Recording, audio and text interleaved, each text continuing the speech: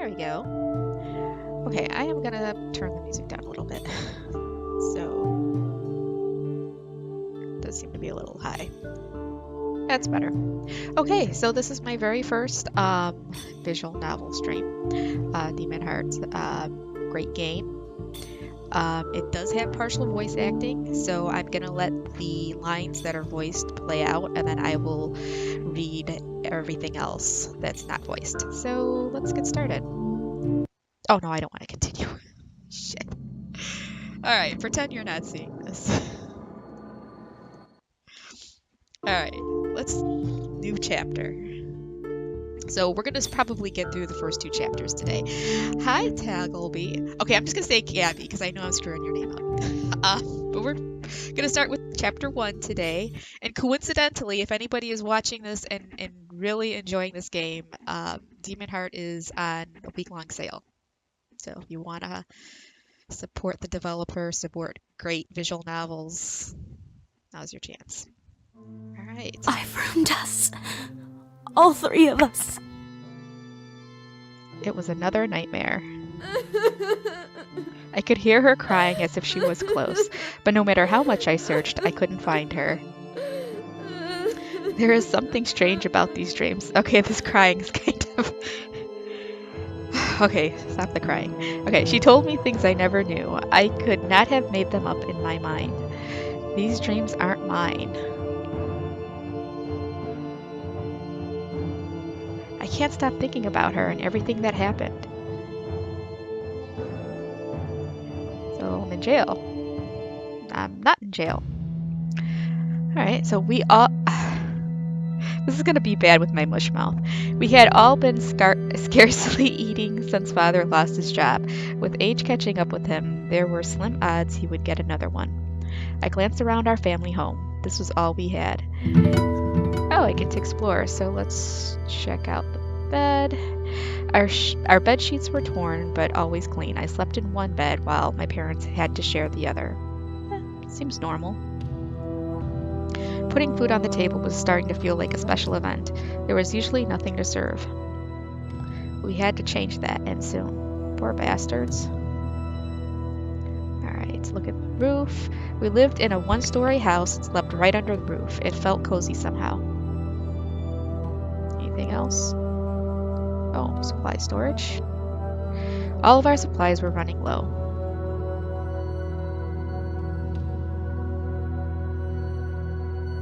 I think there's something else, but I can't figure. Oh, here it is.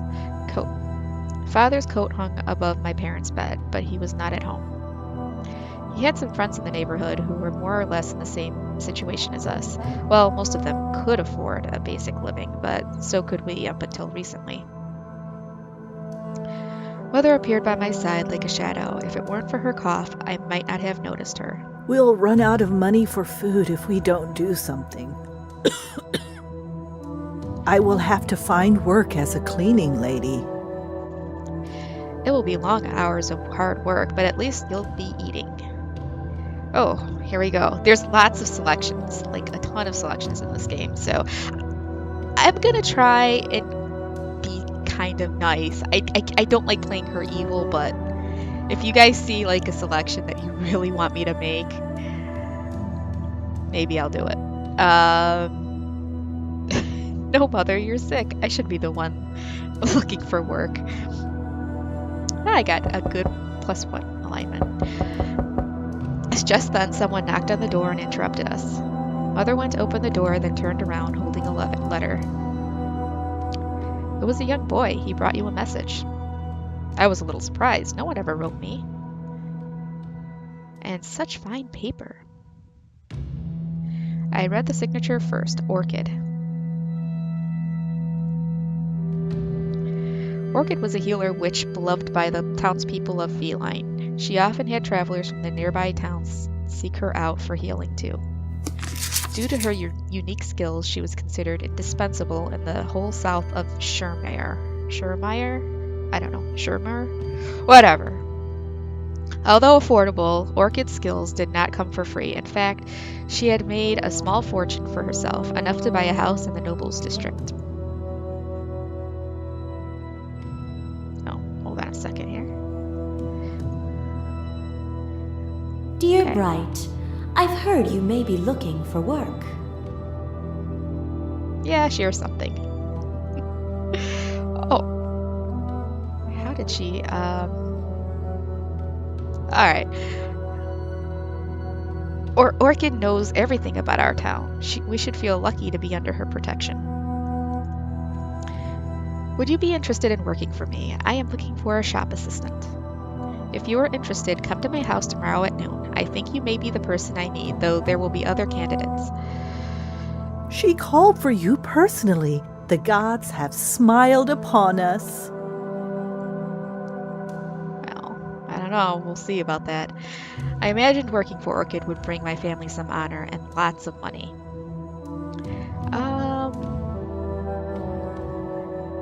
I don't know. Maybe this seems like an ideal opportunity. Learning about healing, working for the famous Orchid, and helping people. Yeah, I think I'm gonna go with that one. I don't know if I can do. I only cared about the money because, see, tactful and good. I'm such a good protagonist. All I had to do was get the job. I wondered how many people Orchid had written. So I prayed to the gods the whole night before that fate. Well, let's just say I was very hopeful. It kinda is. When the time came, I put on my best clothes and headed for Orchid's house in the Nobles District.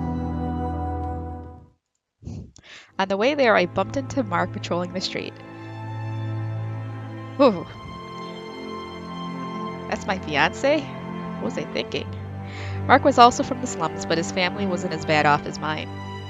Over a year ago, he had asked me to marry him, and I accepted, but we hardly ever talked about it after he joined the city guard.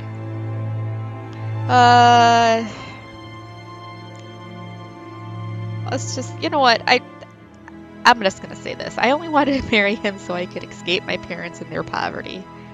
Oh man, that got me an equal point. Damn it. Mark was hoping for a promotion and he was always awfully busy. Good day, Bright. It's a pleasant surprise to see you here in the Nobles District for a change. Not you again. Yeah, pretty much. Is something wrong? Those clothes. You didn't get invited to some noble's party, did you? Of course not. Why would I be invited? Why not? I'd invite you if I were a noble. Well, liar. You know I would. So, where are you going if it is no secret? There was no point in trying to hide it. If I made it, everyone in town would hear anyway. I'm going to apply for work in Orchid Shop. Oh, I've read about that. She nailed the announcement in front of her house, didn't she? Why didn't I remember to tell you about it? Just then, a female guard, Flora, ran up to us. To Mark, that is.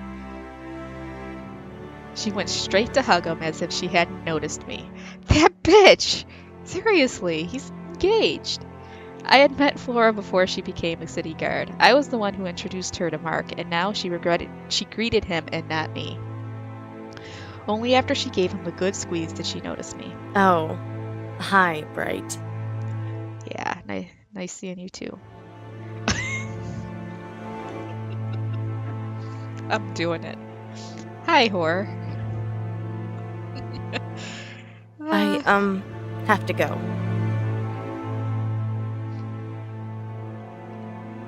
Well, I don't think you like that much. That girl always has such a dull expression, as if someone slaughtered her entire family. She didn't look dull when she was squeezing your butt. She didn't mean any harm. Don't act crazy. Don't insult my intelligence. Please calm down. She's ugly, okay? You know, you don't have to accept hugs from everyone who tries pouncing on you, right? Yes, but it would be seen as strange if I didn't act friendly with the fellow guards. Anyway, it would be splendid if I could become the first knight of Feline and you the assistant of the Great Orchid. Let's see. A knight? Are you sure? That sounds dangerous. You don't understand. This is the most risky it can get. He gestured at the quiet streets of our town. A knight pretty much doesn't go into battle. He just directs everybody. Besides, there are no wars in the south.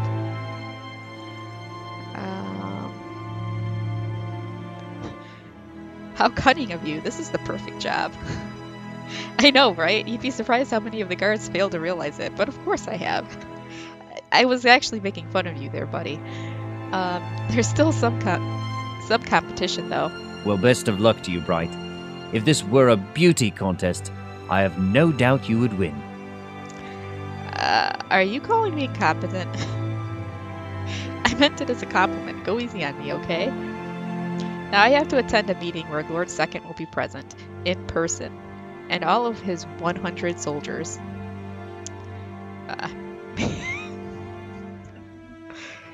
Make sure you get into his ass quickly so there's no room for the others. Yeah, I'm doing it. Mark wasn't pleased to hear that. I wouldn't either. He indignantly waved me off and resumed his patrol. I finally arrived at Orchid's house, at the edge of the Nobles District. Let's look around. Orchid's Cures and Cosmetics. There was also a note nailed to the sign stating that Orchid was hiring. A yellow cat was watching from the window. Where am I looking at? It was a nice and sunny day, but my mood didn't reflect the weather. I felt so nervous. Orchid had a beautiful garden which she tended to personally. Orchid was so rich she even had a basement. Really? They don't have basements? In medieval times, there's usually cellars of some sort, like root cellars or something. The house was in the Nobles District, but closely secluded behind some trees. Uh-oh. I was struck with the realization that I wasn't alone. Other candidates were gathering in front of the house, and they were not looking friendly. Along came a boy who seemed ready for a fist fight. I might have seen him around the slums before. Another candidate was a rather foul-looking lady. Foul-looking indeed. She was so tall and strange, I was sure I would have remembered if I had ever seen her in town. I'm gonna ignore both of them. Another girl? You know Orchid isn't looking for an apprentice witch. She's looking for a shop assistant, someone strong to help her carry stuff. I'm stronger than you, you little kitten. Besides, Orchid most likely does want someone who can help with her craft, and only women can do that. She didn't say anything about her assistant's gender, did she? She didn't. This is a shop clerk's job. Anyone can do it. Lingering by the trees stood another young woman. Ooh, fancy. Quietly tucked in her hood, she was almost invisible. She seemed too finely dressed to talk to any of us, though her outfit was for some reason marked with pentagrams. If she was so well off, why was she looking for work? Are you also here for work, rich girl? She nodded, staring at the ground. Well, she looks like a spoiled wench who's never done any real work in her life. I'd walk away if I were any of you. My brother is a knight of Scarswell. So, where is he? He'd come if I asked him to. He would. Sure he would. Orchid won't take a Scarswaller, no matter how you threaten her. Shut up, you little shit. You think she'd rather have a stupid child?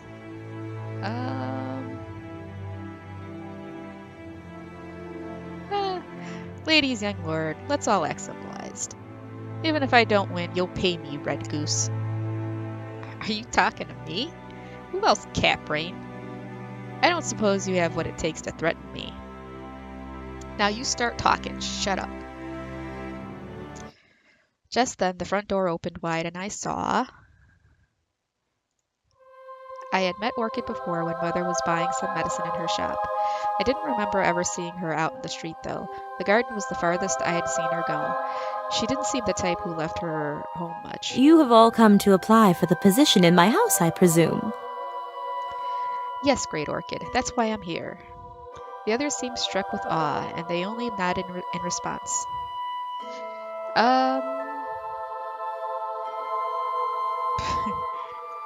Yeah, I'm just gonna say yes, me too. Pebble and Bright, I remember. And the two of you are? My name is Chance. Ari. Ari, where are you from? I am also from the south, I assure you. I'm glad to make your acquaintance, Ari. Now, young candidates, let me explain my offer. I require help in my shop and around the house. My assistant will have to live here with me. For this, I will pay you a third of my shop's proceeds, and more if we end up getting along. You might learn a witchcraft trick or two, but there will not be time for proper witch training. It is not my intention to raise more witches anyway. I trust you are all fine with these terms.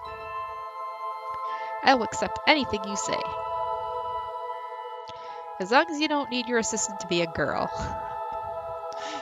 Not at all. All I need is someone who is good with people. Uh-oh. This is looking grim for some candidates. Watch your mouth, whelp. Please respect one another. Before we continue, I have a theoretical question for all of you.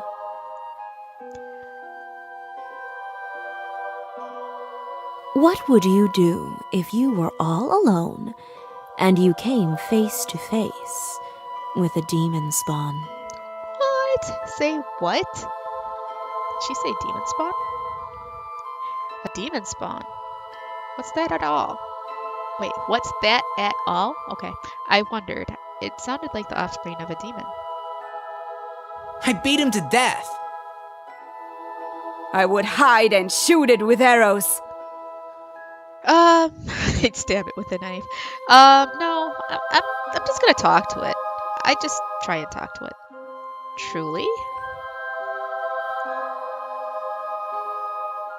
A demon spawn could easily kill us all. But that's not to say that he would. The Infernal Fathers and their sons can be appeased. There is no need for hostility. No, that's not the answer. Oh my god. This isn't even that saucy. Even though there's some little bit of kissing. And I think that at some point you can end up romancing a demon spawn. In any case, if one of their kind approaches you, it is best to treat him with respect and discover what he wants. Well, that answer works for me. Yours as well, Bright. I'm glad you all recognize the term demon spawn. They are indeed, as the word says, the spawn of demons, but they are half human from their mother's side. As far as we've learned, they are always male and always have wings and double-jointed legs. Horns are also a telltale sign. So, attacking a demon spawn could very well prove lethal. Besides, they are, to our knowledge, completely immortal. Their wounds heal quickly, even severed limbs. They will simply return and merge back with the body. But I see this story upset some of you.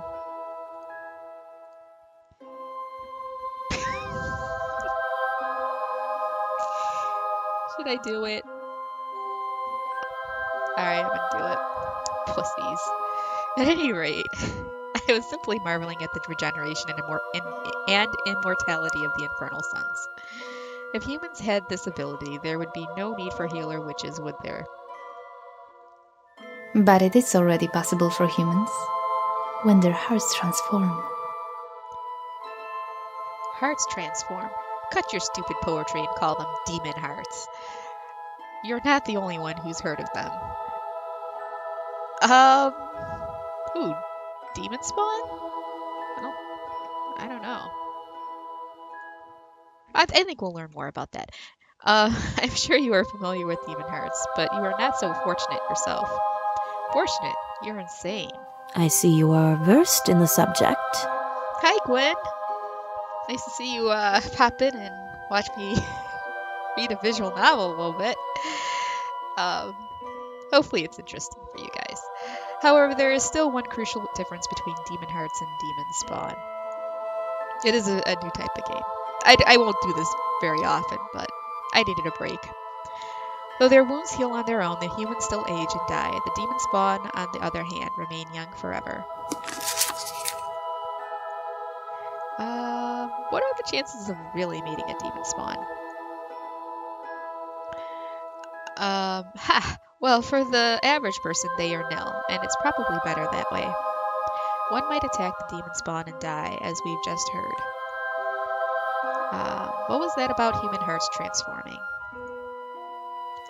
It is when a human becomes part demon, he or she inherits some infernal powers, depending on how much demonic essence is consumed.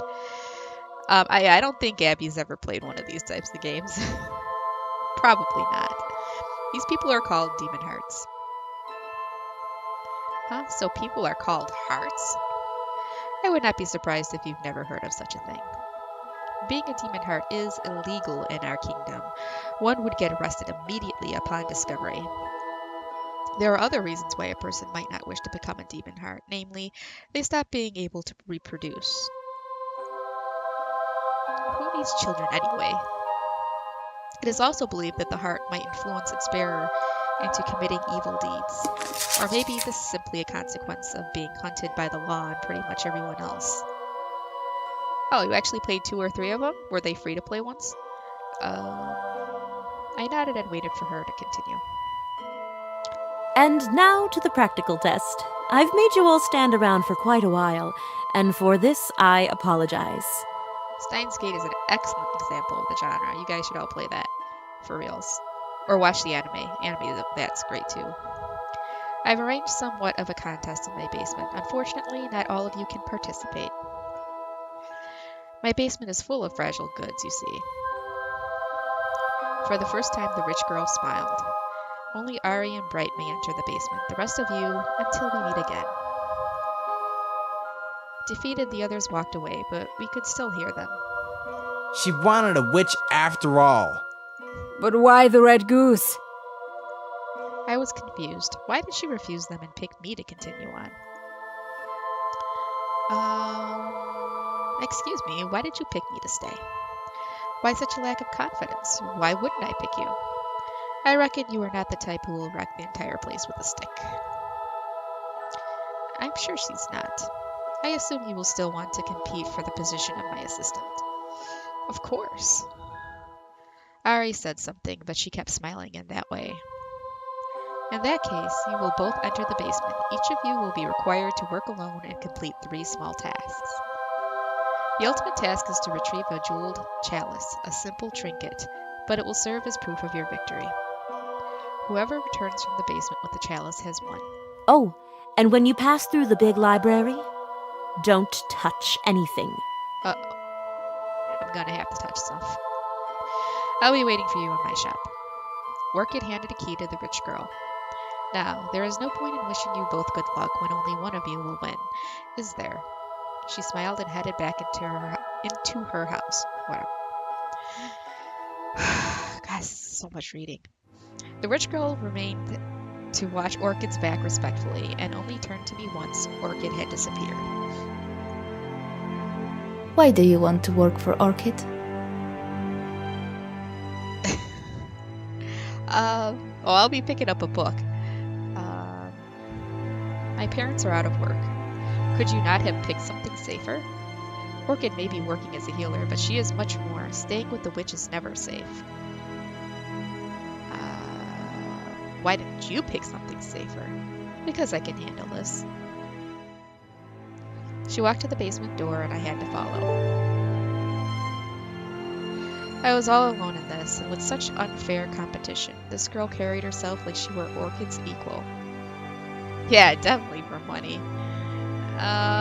This game in Spanish? I don't think so. I followed the rich girl down the basement stairs. There were some empty pots set up for cooking. This room appeared to be a warehouse of magic ingredients. There were also books everywhere, mostly alchemy related. There was a single passage further into the basement, but it was blocked by a field of light, buzzing with some strange magic. Ari walked to a piece of paper with something written on it. I rushed to her side to see what it was. Those were instructions from Orchid regarding the competition. I'm just gonna snatch it. Hey, what do you think you're doing? I already know the recipe. Be my guest if you must. You won't get far. The recipe mentioned ambrosia, purple roses, and nightroot. Ari ran up to one of the shelves and started taking some things out. She chose a pot to cook in, and before I knew it, she had a bottle full of some glowing brownish liquid in her hand. I know, I keep getting these evil options points. I hurried up to find the ingredients for my own potion. Ari turned to me one last time before walking away. I'm doing you a favor. You just don't know it. And you never will.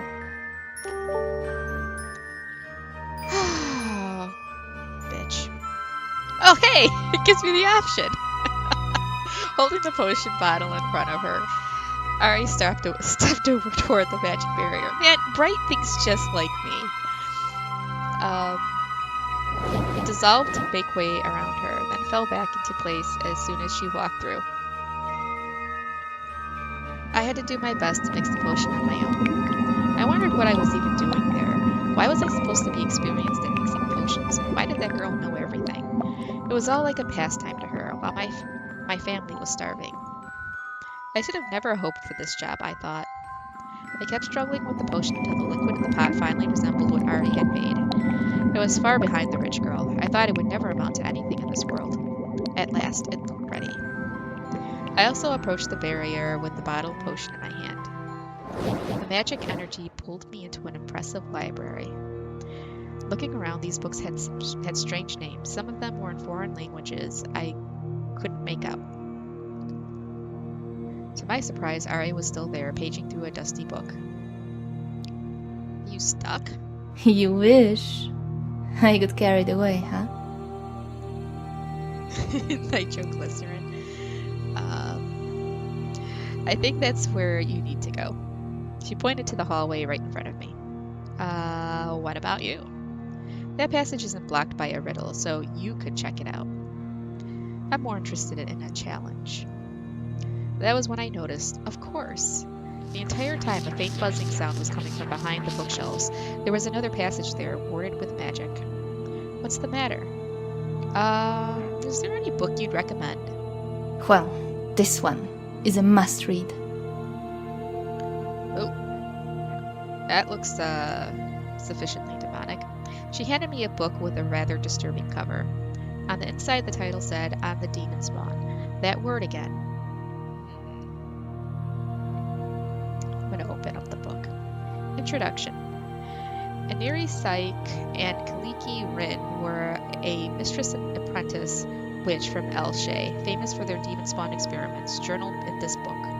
They abducted a half-demon baby and, through their research, gave the world invaluable knowledge about the sons of the infernal beasts. In summer 1311, 1 year after they published their manuscript in El Shay, Syke and, I guess that's how you say it, Syke, and Rin mysteriously vanished. That meant they had published it on the year I was born. It wasn't such an old book after all.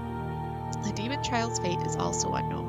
Rumor has it that expeditions have found severed horns used as goblets in the witch's dining hall.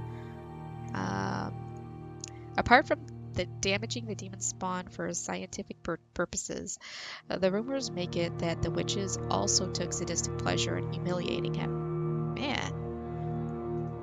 Not enough street ball in it. It is believed that the experiment escaped and took revenge on its captors, dealing a great blow to the humankind's future discoveries. Thankfully, the journal was already widespread in El Shay and translated into 4 languages.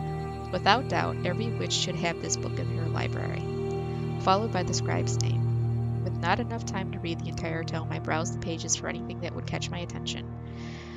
We found him petrified with terror, this red infant staring at the woman's body that hung from the tree. Kinky? You guys, come on. We could tell, not just yet, we could tell from his eyes that we knew his mother had taken her life in an attempt to stop his becoming, yet there he was. I heard Ari meddling with the magic passage behind the bookshelves, but I expected her to do that. This strange book, it seems to call out to me. I kept turning pages. As fate would have it, Dorius soon started hating his name. He associated it with all the traumatic memories of living in captivity. Further on it said, "Indeed, no injury could leave long-lasting consequences beyond some scarring. On the next page I opened, Dorius already had the appearance of an adult human male. He had the physique of a trained warrior, although we'd provided no conditions for such training. Oh, a deafening sound flooded the room. An alarm?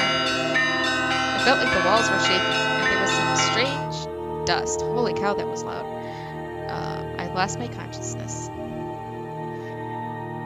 Is it really a genre in Spain? That's actually kind of cool. I woke up lying on the floor of Orchid's basement. The dust was settling down. Then I saw Orchid standing above me like a light in the darkness. She seemed to smile for a second. No, I thought, I must be making things up. She had a concerned look as she gave me her hand.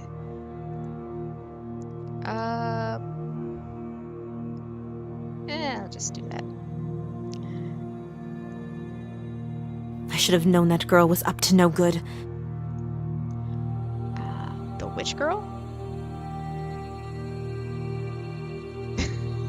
You're deaf. I'm deaf too, dang it. Witch girl indeed. I believe I recall who she is now. Another witch's assistant, or apprentice even. So yes, she is a witch herself. I may have even met her when she was younger, hence the hood. What happened? Our witch guest broke into a storage room, not designated for this contest. I know she did it on purpose. I'm positive that's the reason she was here, to steal from me. Orders from her mistress.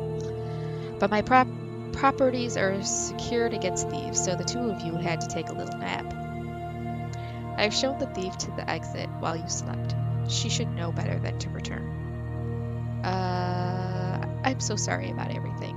It's not your fault, and everything is in order now, though I do feel insulted by that girl and her mistress. I cannot afford another disaster like this. It's a good thing you came along. You are exactly the person I need. I don't know if I like the sound of that. Does that mean? From this day forward, you will be known as my assistant. Thank you for this opportunity. I will do my best.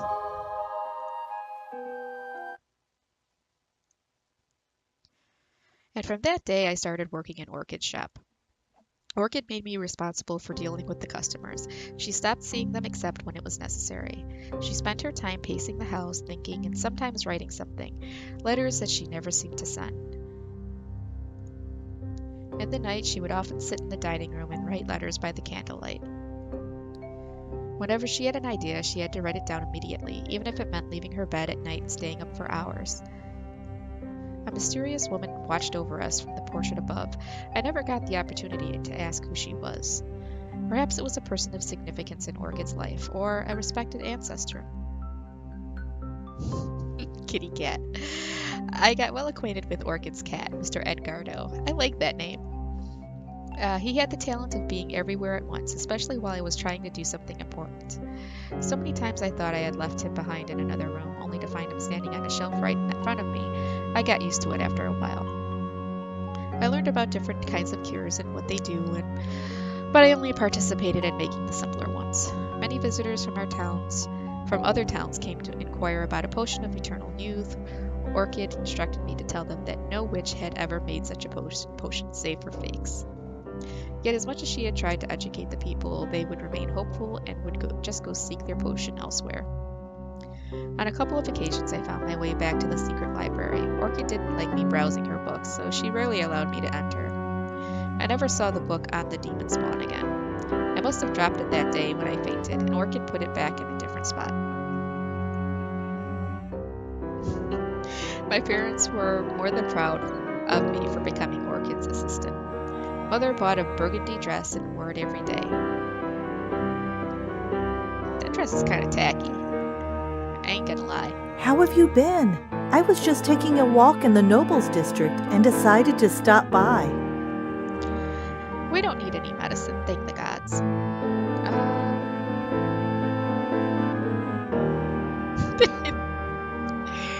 Oh my god. No, I'm not gonna be mean. I'm not gonna be mean.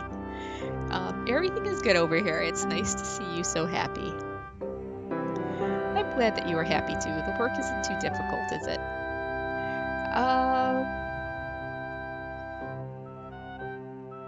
No, I only talk with people and sell them their stuff, and they all behave when they come here. It's wonderful you ended up here. Orchid is our lucky star. Thanks to her, everything will go our way.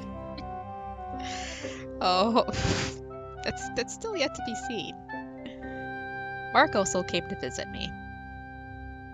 He had a request. Could you ask Orchid for a recommendation on my behalf? She would only need to write a letter to Lord Second and mention me. I've passed all the tests, but to become a knight, I need social connections.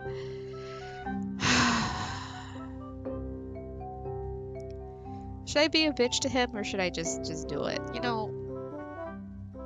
Okay, I'm merely a shop clerk. Why would she do what favors for my boyfriend? Ask her, just try. I'm sure she has some fondness for you.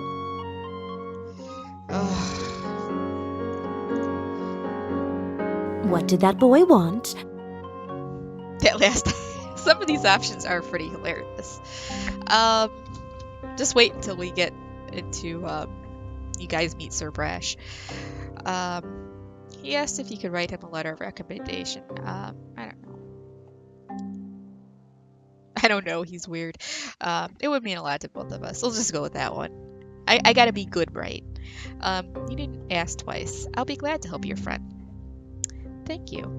After all, if you never trust anyone, how can you tell friends from traitors? That's a good question. Sometimes you should give people their heart's desire just to see what they'll do with it. I understand. Give him a chance if he would be so kind. Let's wish him luck with his subordinates.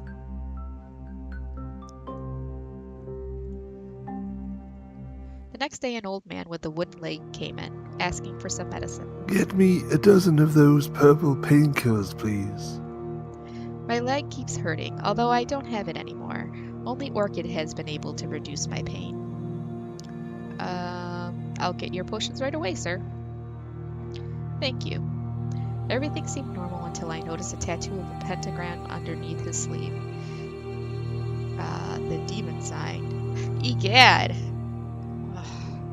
How could this old man be a cultist? Okay, I'm just gonna give him his potions. Here are your potions, sir. Thank you again, child. For a moment it looked like he was leaving, but then he turned back. I saw what happened to that old yellow cat Orchid used to have. You mean the cat is sitting right behind you? Mr. Agardo, if I recall. Well, a shame.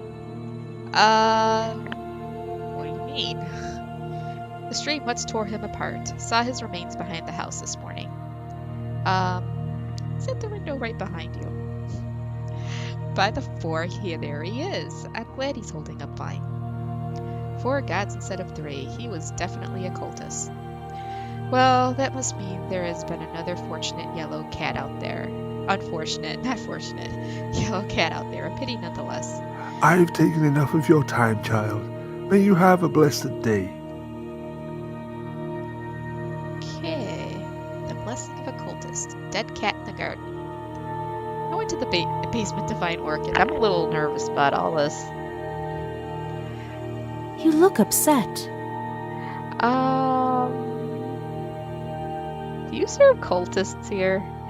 Why, I serve everyone. If you mean cultists of Ravage, they are a peaceful lot. Yeah, I have a little bit of a weird feeling about her, too. Oh, okay. That's all I wanted to know. Remember, you can always come to me with anything that bothers you. But please, don't leave the shop unattended. Okay, I better get my ass upstairs. The next day, that woman barged in. Hey. God. You know what? Get out. Get out. You're a real bitch, aren't you? Fine. Until never, feline girl. Whew. Just got rid of the trash. One day, Orchid spent a lot of time locked inside her bedroom. I thought she was busy making something she didn't want me to discover. I saw her bringing in some strange ingredients, such as leather straps. I wonder how she was using those. I don't want to know. Then she finally went to the kitchen to make some dinner. She did that all by herself every day. Actually, she had been getting kind of fat. She left her bedroom unlocked. I wondered if she'd notice if I snuck in. Sacrificing virgins. No, he was a nice cultist. I'm gonna take my chances. I'm gonna check out her room. Finally, it became clear those were not potion ingredients. Orchid had been making jewelry. She was a crafty type person. Magical amulet, I guessed. It looked rather enchanting. I wish it had been a simple necklace fit for a commoner. Why did she have to make them magical? That way I couldn't afford them. Bright, what are you doing here? I've only been gone for a second. No matter, I was going to show what this was all about either way. This is an amulet of true love. As long as a person wears it, they will love you forever. And the way she laughed saying that, it's kind of creepy. Wouldn't it be handy to have such a trinket? But that's wrong. Ooh, got a good point. Orchid laughed. I'm watching you, and I can't quite tell if you believed me. In truth, this amulet is going to be so much more. It will be a powerful means of communication. And I want you to have it. But I don't want to be in love with you. It was only a joke. I would never use that kind of magic, even if I knew how. I had never laid eyes upon something so beautiful. I knew it was magic, but I couldn't resist it. It moved on its own, or Orchid had moved it with her magic. The necklace flew through the air and settled down around my neck. But except for the amulet touching my skin, I didn't feel any different. Oh, just you guys wait. Just you wait. I certainly didn't like Orchid any more than I used to. Also, I would like to invite you to dinner tonight. Dinner? It's a love amulet after all, isn't it? No, it's not like that. There's just something very important that I need to tell you, and I would like your full attention.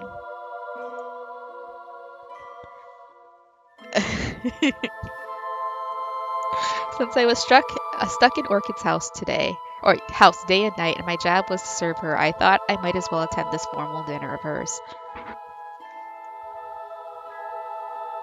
She called me downstairs when it was all ready. It seemed she really outdid herself with that dinner. We sat down facing each other in the candlelight. Have a taste of this, dear. I made it just for you. She showed me a dish with a small, almost black grilled steak and honey.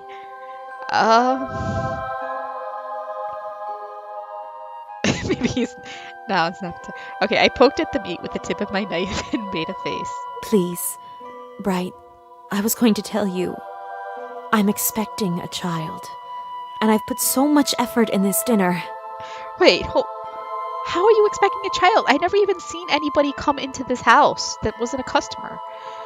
Okay, but... who's the father? I will tell you all about it, but do help yourself first. The steak was crunchy, yet despite all the honey, it had a strong, bitter taste. Orchid laughed as I reached out for my wine glass. Actually, the steak was terrible. I was not feeling well. I think she poisoned me, you guys. I was head down on the table, and I couldn't see anything. Bright, dear? It will pass. I felt her cold hand caressing my hair. I love all the people in this town, especially you, Bright. But not as much as I love my son. You will have to love him for me. What? I want you to keep him safe, protect him from those who would do him harm, and teach him to protect himself. Promise me. I guess I promise. Thank you. I know you mean it. His name is going to be Ray's. Do you think he'll like it?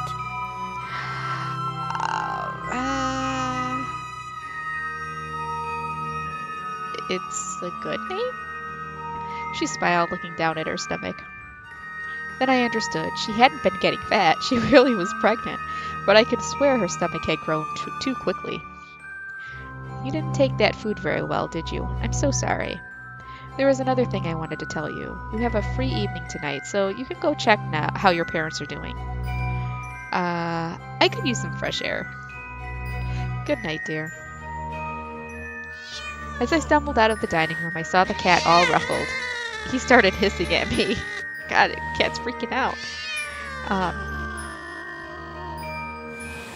Great, I thought he liked me. There was something wrong with him. I had never seen him so upset. I picked up Mr. Edgardo to try to calm him down. God, he's hyperventilating. Mr. Edgardo tried crawling out of my arms, but he didn't attack me. As I stroked his back, I noticed something strange with his fur. Some of his hair was missing, and I could see dark scars across his pink skin. I was certain he didn't have those when I first saw him. But I have to leave Mr. Edgardo alone. I had other things to deal with. As I walked out of Orchid's garden and into the street, it started raining. But I thought I'd rather spend some time with my family and leave Orchid alone for a while. So I started running. It was a cold night, a summer rain. The amulet that attached itself to my neck was warm. I tried, but I couldn't remove it. It was as if the thing had a will of its own. I could swear it moved and tightened when I tried to take it off. I couldn't find any kind of clasp on it either. Perhaps I should try a knife when I get home, I thought.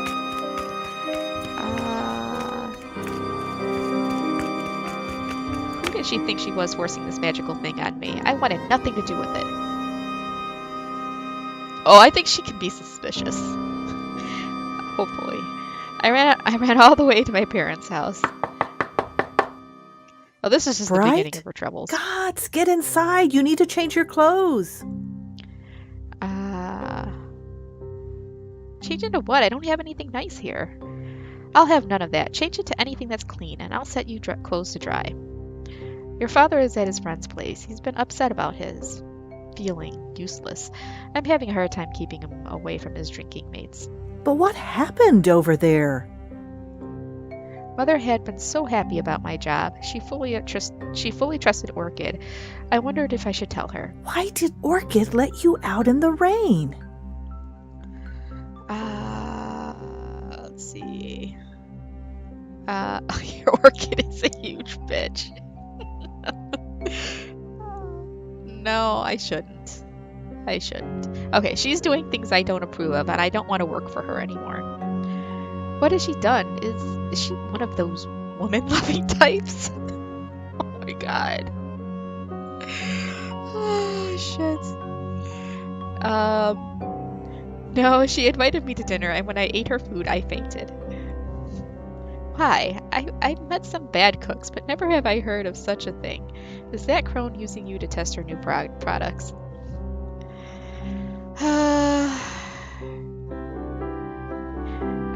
Let's see. I don't think she was testing anything. She knew exactly what she was doing, but she didn't have the courtesy to tell me. Did she give you that necklace?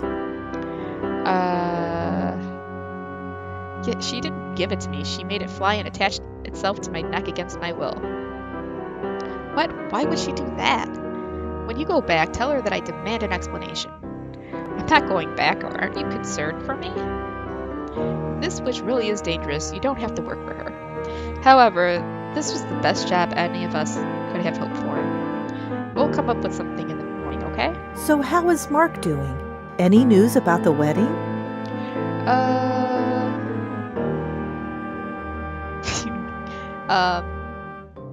Mark, now that I've saved some money, I don't need to marry him anymore. What do you mean, Bright? Were you going to marry him for his money? Isn't that what you wanted? I thought that when Mark gets rich, you and Father wouldn't have to work ever again, or I for that matter. How can you say that? Mark is a proper lad in every way, hardworking and devoted. You should be proud of him for becoming a law officer. What more could you ask for? Maybe I need another kind of man. A bad man? Because that's the kind of man, Bright. That's the other kind of man, Bright. Who taught you to think this way? I don't want a bad man. Mark has his flaws, that's all. I thought you loved him. If you've changed your mind, better change your answer to that proposal. Well, you look tired. I've kept you long enough. Good night, dear. Good night, Mother. Oops, I missed that line. Tonight, with my return, it was going to be packed tight again. If Father came back for the night, that is. He's... might not be. I don't know. I slept under my bed sheets. I didn't know how Orchid intended to hide her pregnancy until the end. I had heard tales of pregnant witches being cursed. If they had known Orchid was pregnant, people would have stopped trusting anything she made for them. But then everyone loved Orchid. Would they really mind? I thought they'd be bound to learn about the baby when it was born. I didn't know why it became so hot. I tossed and turned in my bed, trying to get comfortable enough to fall asleep. A commotion in front of the door easily woke me. My mother was arguing with some men, pleading them. Suddenly, a city guard barged in. I didn't know this man. I trust that you are bright. I can see more guards through the front door. Holy shit, what's going on? Please, her father isn't even here. Wolf, restrain this woman. One of the guards held my mother back. What do you want from us? You are under arrest for the murder of our town healer and treason against our town. What? I'm telling you, she couldn't kill a mouse. I haven't murdered anyone recently. You have murdered the witch Orchid and all the good townspeople who will perish without her aid. Got an evil point for that one. I have been ordered not to talk with you, wicked creature. You will have tricked our benefactor witch into trusting you, but I will not be another one of your victims. Come in silence. Your public execution awaits.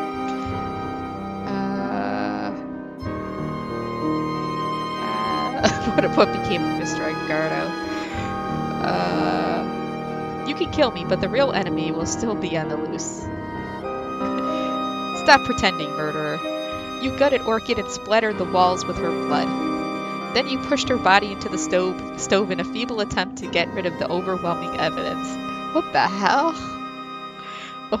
The smoke drew attention, and we broke in to discover the gruesome scene. Her head was hanging out of the oven, her face still recognizable.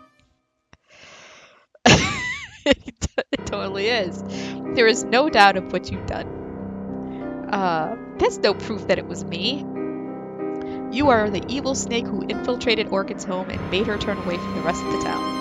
Be silent and move. They forcefully dragged me through the door. My child has done nothing. May the demons find you all. That's a curse if I've ever heard one. Well, I didn't even get a trial? I had never watched an execution in Feline. I had seen the execution grounds, but only from a distance. I could never force myself to watch. But now I was walking those very same grounds. Lord Second rarely issued execution orders. A person would need to commit a truly terrible crime to get there, but I had done nothing. Now I understood why that place had a fence. There was an angry mob on the other side, shouting insults at me. Okay. I kept quiet. God, that's loud. My son! My brother! My daughter! You should burn like our beloved Orchid. Justice! If only there was something I could do. Anyone who would believe me. Where was Mark? Walk up the ramp. Yeah, where is Mark? Make this quicker for all of us. Nah, I doubt if Mark could help me. He wouldn't help me. Come along, do not make me use force. Oh shit, this is getting real. When we ascended the ramp, I found some more grim-looking men waiting for me. But there was also a crouching figure that didn't belong there. Hey, it was the old guy. The old man whom I seemed to have met somewhere before. How did you get up here, old man? I wish to give the condemned her last blessing. The Lord said no priest. Who let him in? A priest? It hardly mattered anymore. Duck down behind that wall, old man, or we'll have to kill you too. We can't have a cultist performing rites at a public execution. Are you innocent, child? Of course I am. He gently squeezed my hand. When the Father's descendants come to walk this earth, the twisted world that has scorned you will be gone. The ones who are true will be held high, and punishment will only arrive on those who deserve it. Hi, Lily. And don't worry, you really haven't missed much. We're starting to get to the good stuff now, so don't worry about it. But that day is not today, and I will weep for you, child. Okay, thank you. I'm gonna die. Are you Why should finished? I be a bitch? Over here, convict. The guard yanked me to his side, handing me over to the executioner. The world around me spun at the sight of the killing apparatus. Lord Second was struck down with his men. The common folk dared not approach them, but his words rang loudly for everyone to hear. By my lordly rights, I hereby sentence Bright, who stands before me, to death by beheading. I followed my leads. I'm gonna die. It doesn't matter. I closed my eyes and waited. Oh, that's it, you guys. Game's over. Yeah, maybe. Suddenly I was someplace else. Looking up, I saw the bloody guillotine from which I had fallen. I couldn't feel my body, but I was still there. What am I thought. Am I just a... I wanted to scream, but couldn't. It didn't work. I slowly became aware of the strange, sick reality around me. The screams of the burning people were deafening. Huge footsteps were shaking the ground, but it didn't affect me because I seemed to be floating. I didn't want to look down. I knew there was nothing there. I wanted to disappear, but I couldn't. Why was I still aware? I saw people running and dying. Infernal beasts were slaughtering everyone, but they seemed to ignore me. Perhaps a floating head wasn't such an attractive entity to terrorize, especially since I was already dead. There was nothing else for me to do in this landscape of insanity but to move around and look for something. The screams and the burning noises were constant. I could almost ignore them. I searched for something to help me. Something or someone, a friend maybe? But it seemed I'd never had any friends. Then I found a face in the flames, a demonic place. Whoa, that guy's kinda creepy. Alright, we're back in this here. Okay, sorry about that. I don't know why it just decided that it didn't want to.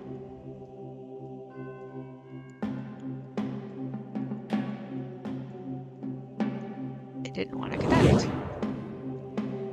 Keeping me. So I played this enough so that I know all the words for these anagrams. So I don't even have to look it up.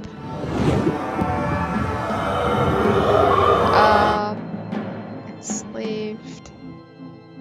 My OBS connection dropped, but you guys didn't miss anything.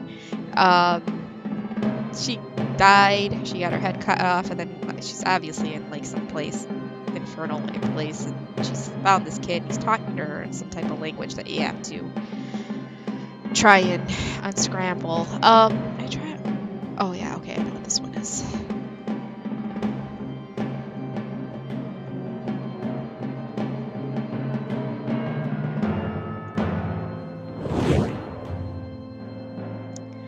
Then he faded away.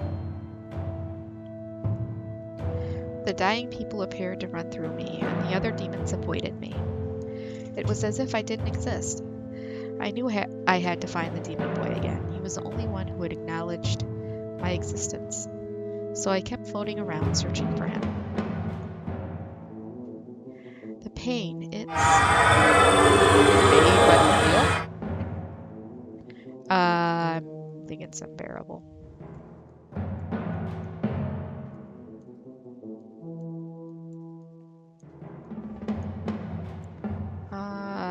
not spell that right.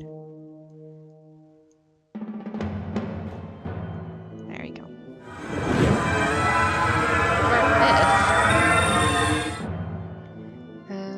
My mother.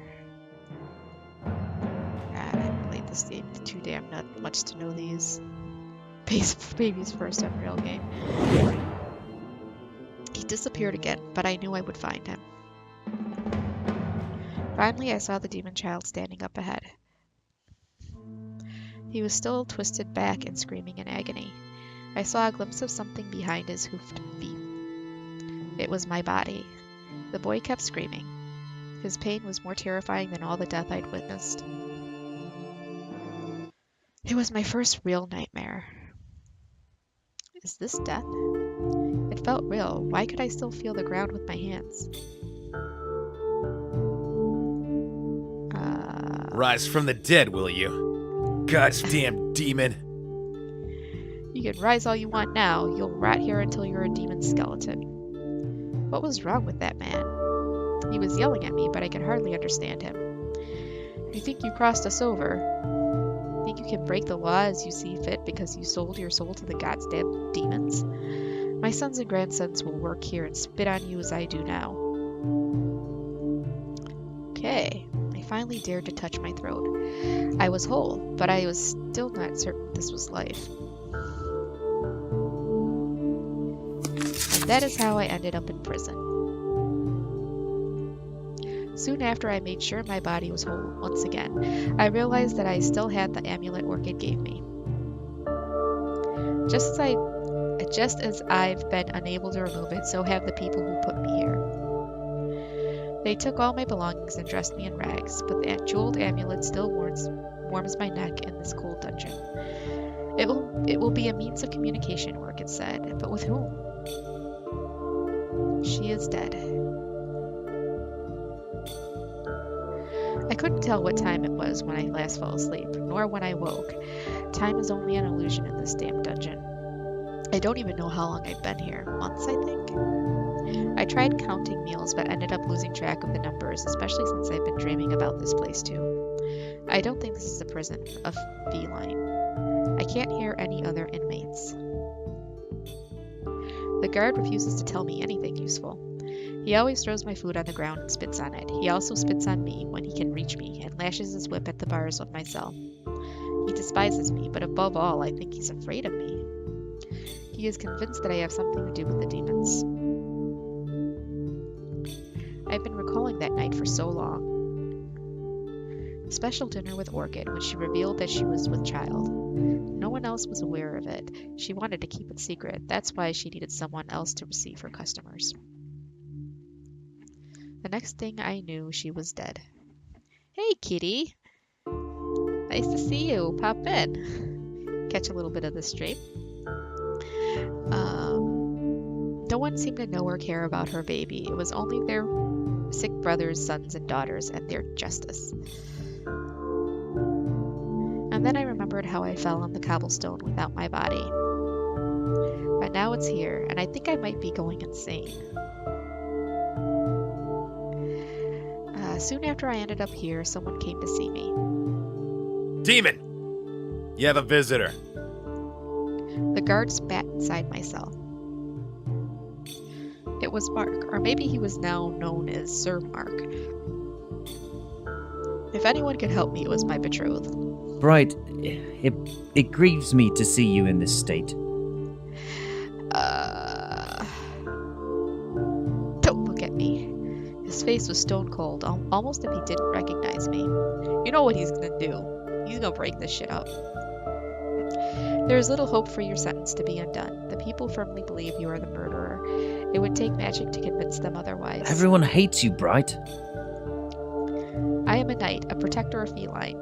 Surely you understand that once in high service of our town and kingdom must not be related to an outlaw. I have come to bid you farewell. Oh. You bored coward, go and suck your lord's just go. He shook his head solemnly and left without another word. I knew it, that bastard. At least he had the decency to say farewell. Well, yeah. But if Mark could come visit me, why haven't I seen my family? Maybe only law officers are allowed here. Sometimes I wonder if it's been months or years. One day or night, as I lay in the dust, I heard a raspy voice calling out to me. Here, kitty, kitty. Ooh. I opened my eyes to a shadow of a huge man crouching at my arm's reach. I immediately recognized he was not my guard, and strangely, I felt fear more than anything. It took me a moment to realize the man was on the other side of the bars. I would think her family's still alive. He had left me something on the ground in my cell. So, this little thing. He was only a dark shape. The torchlight behind him shone in my eyes, but I knew I had never met him. He turned to look back, and some light reflected in his teeth. I thought I had caught a glimpse of a grin on his face. I crawled closer and checked what he had left me. It was a small cake in a paper cup. I was shocked. Good kid. I hear you babies from feline fancy suites. Even dangerous outlaws such as yourself.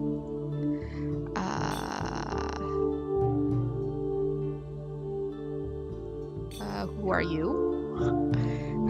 You know, most people would be spitting out their bloody teeth if they had the guts to ask me that. But you really have no idea being a domestic feline kitty. I don't care. I'm almost sorry that they don't have a better prison for soft little girls like you. But let me tell you, that shithead guard of yours is a nice guy. You obviously haven't been to Scarswell. Scarswell, our neighbor city governed by the tyrant Lord Mace. I've been hanging around in prisons for a long time. You should see what we do to girls like you in Scarswell. No thank you. I don't need to see that. Hey! That's enough socializing with the prisoner, sir. She is nothing special, as you can surely see. She is nothing. Is that so? Except, of course, that she's a demon and a murderer. They must have told you. Are you a demon, sweetheart? Yes, and you're both fucked. No, I'm not gonna do that. Of course not. She says not. Lying snake. Even as a demon, she is still only a commoner who committed a cowardly crime. She sold her soul for nothing, if you ask me. It's a good thing I'm not asking you. You're used to having a lot of authority here, huh? Over this one poor, tortured convict. I'm only doing my duty. I'd prefer if these demons and witches could disintegrate and leave this world in peace, but it ain't happening. Would you prefer if I were to disintegrate also? God, I can't talk. No, sir. I said no such thing. Apologies if I came across as impolite. I don't think she's worth talking to, was all. I'll be the judge of that. You shut up before I wipe the floor with your useless hide. Yeah, they are some hilarious choices. So, I've seen you. Not your best hair day, I imagine. I'm much prettier out in the open. Well, I'd take you home if it were up to me, but you'll have to wait for someone else. I don't know if I want him taking me home, to be completely honest. The stranger threw one last glance at me, but I still couldn't see his face. He left without giving me an explanation. And I'm left to spend another day in the darkness of this cold dungeon.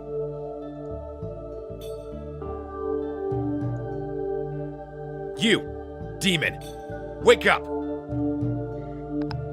What? Your cell's unlocked. Get out. Why are you releasing me? Not me, your new friends. Which ones? Blast the demon. He spits on the ground. You've got friends with the Southern Alliance. Well, not on this side of the Alliance. The Southern Alliance? It must mean that the Lord of Feline agreed to form some kind of deal with the Lord of Scarswell. I don't know why Lord Second agreed to that when he stated publicly many times what he thinks of Lord Mace and his ways. The man who was here earlier, the guard calling... God, God, I can't talk. The guard called him Sir. Could he be one of the notorious Scarswall Knights? I'm just gonna go along with it. Out with you. Your new bitch of a friend is waiting upstairs. Okay. I'll be back for you one day.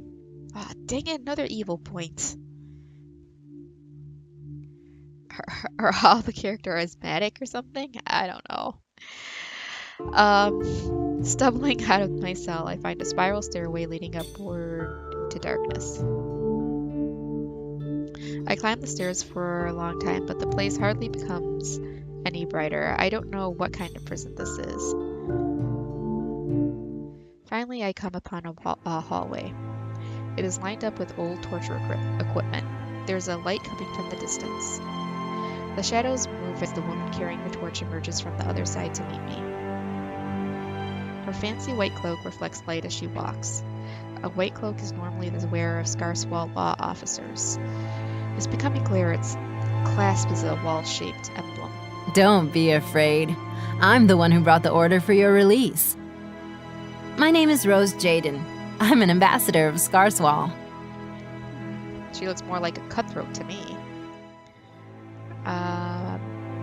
My name is Bright? So I've heard. Lord Mace and Lord Second have finally formed the alliance that my lord proposed. The knights and ambassadors of Scarswall are now officially your superiors. You don't have to be formal with me, though. Why did they set me free? Something strange is happening in the forest east of Feline. Wargs have started to come out and attack your city. What are wargs? Ever taken a walk in the deep forest? You obviously haven't. Well, wargs are like wolves, except much worse, and they attack humans.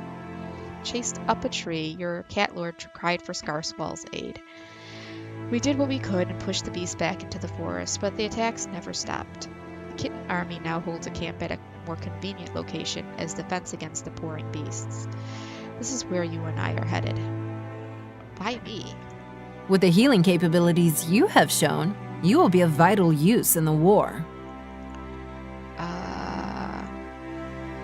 What healing capabilities? Your head, dummy. It grew back on, didn't it? Oh, I see. Not many people know what happened to you after the beheading. It would have raised too much commotion. Your lord said something about setting you free if you can help in putting an end to this war. Still, you would not be allowed to live in Feline where everyone saw you executed. Lord Second might get in trouble for housing a Demonheart in the city. Demonheart? Yes, it's just a cute name for the demon thing that you are. Oh, I almost forgot. You received a letter from your lord. You making fun of me? Okay, I just want to make sure this is up and running. Here.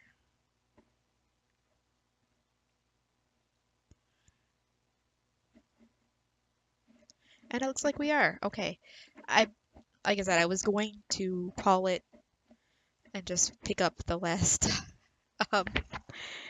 pick up next time, but since we're like literally almost at the end of the chapter, I'm going to finish it up here, so. That an agent of Scarswall by the name of Rose Jaden has already given you your orders. You are to treat the officers of Scarswall as your superiors. You shall not murder them like you did our benefactor witch. I hope my letter has not been opened by the wrong hands, because I have a few words of warning for you. I have always said, a feline convict is worth more than a Scarswall ambassador. The Scarswallers are only loyal to one another, and only in order to protect their own skins. Still, I trust that this time they will do what's in the best interest of all of us. Formally, there is still a man of mine in command of the camp. Report to him and do not share any unnecessary information with the Scarswallers. They will surely keep themselves informed. Most of our men do not know what you are, and I urge you not to inform them. I am working beyond the king's law on your behalf. You are released on the condition that you obey my orders. Make any indiscretion, and my men will hunt you down and bring you back to the dungeon. When you return from your mission, you will be granted a new trial. A new trial? I didn't get a first trial. Not that they ever gave me one to begin with. Come with me. You'll need to wash yourself and don some armor. Okay. We move on through the dark building until we reach a strange room. Armor?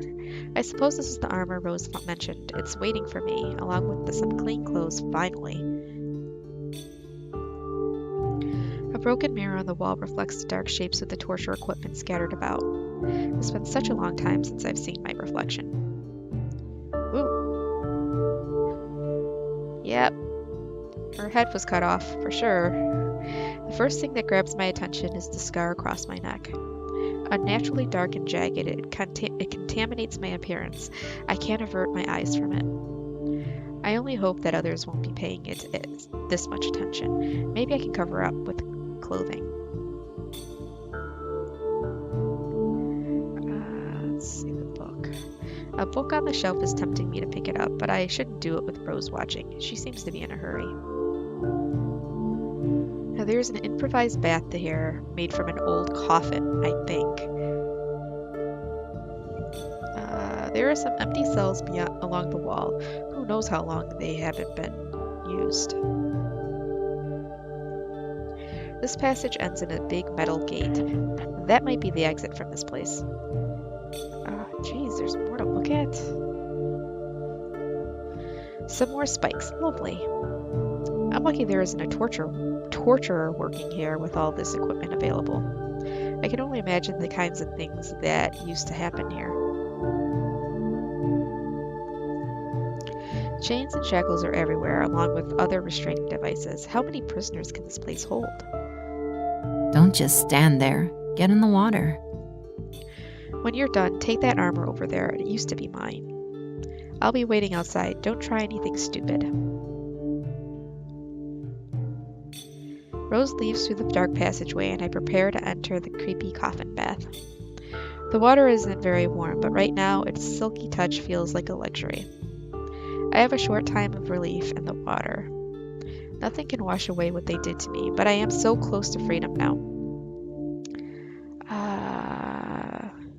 Okay, I know this one here is going to give me a good point, so I'm going to go with it. I will prove my innocence and return to my peaceful life. Everything will go back to normal. Yay, good point. Well, when you're working with... You don't have much to work with. The coffin is a bathtub. I'll take it.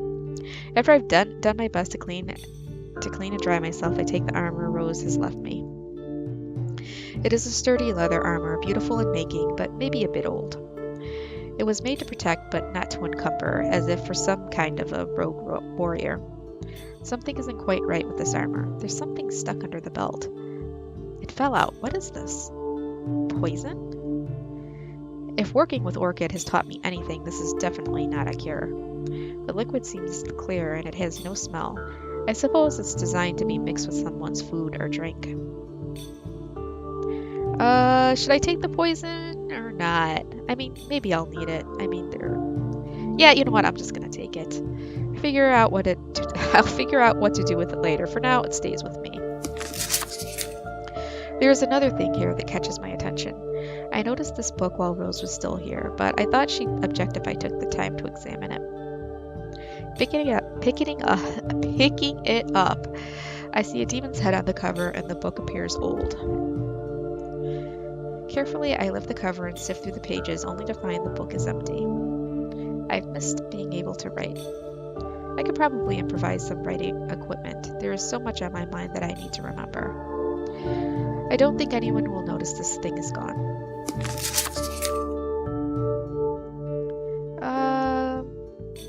I'm gonna go out to meet Rose.